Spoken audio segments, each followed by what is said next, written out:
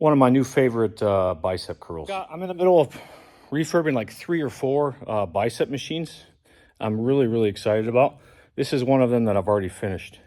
So I've always liked this piece. It kind of just was like good but not great. So I did a couple simple modifications to the Cybex plate loaded bicep that makes it phenomenal. So check it out. I've had this for a long time and I had no idea one simple modification you can do without needing a welder. See this little piece of metal? Taking this little piece of metal out makes a humongous difference. All right, so if you have this machine, look inside of here where the arm swivels. You can see that little hole right there. That's where that piece of metal goes. It restricts your range of motion. So when you take it out, you can move it 360 degrees all directions. The other simple modification I made, you can see, is I added a weight horn to manipulate the strength. So those of you who've used this machine or have it know that it's very hard at the contraction. So it's end range of motion bias. This gives me the option of getting a better stretch and getting more load at the beginning, and just altering it depending on how the weight is distributed. Now I'm going to show you I prefer to use this machine now one arm at a time exclusively, leaning to the side a little bit. I'm going to superset reverse curl to hammer curl to regular curl. So the cool thing with this is, watch this.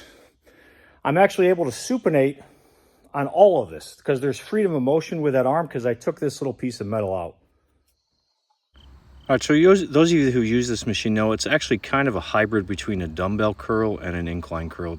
It's kind of in between, which is what makes it unique.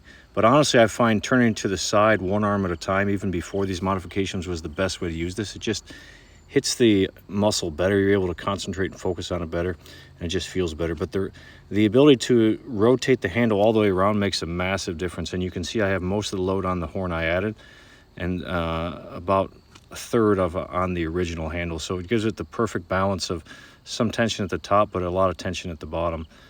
But honestly, turn to the side, one arm at a time. The reverse curl to the hammer curl to, now watch, you see how I'm doing the traditional one arm curl. See how I can supinate at the top? That's what's phenomenal. Like the Nautilus, the Flex, the David. I mean, the Nautilus one, you can do this, but not quite the same. It's not quite the same on this. But the fact that you can supinate it is what makes it awesome. Most bicep machines do not allow that supination at the top, or don't have the freedom of the range of motion on the handle that gives you the option of almost doing like a Scott curl. But the cool thing is the handle itself rotates, but the handle I'm holding on to rotates and rolls as well, which makes it really comfortable. You can see this is just a phenomenal way to hit all heads of the bicep, one arm at a time. It's just a crazy pump. But it's just amazing how much simple modification makes to this machine. And like I said, it's honestly a little bit of a concentration curl when you turn to the side a little bit. And I just love how you can just force your upper arm into the pad as hard as you can, and really isolate the bicep rather than getting some anterior deltoid, which was what happens when you do 2 arms at a time. You get a little anterior deltoid, which is fine, but it's just a better move and a better feel one arm at a time, turn to the side anyways. But really cool modification. Just feels phenomenal. I'm excited to show you guys some other stuff I'm cooking up with some of these bicep machines.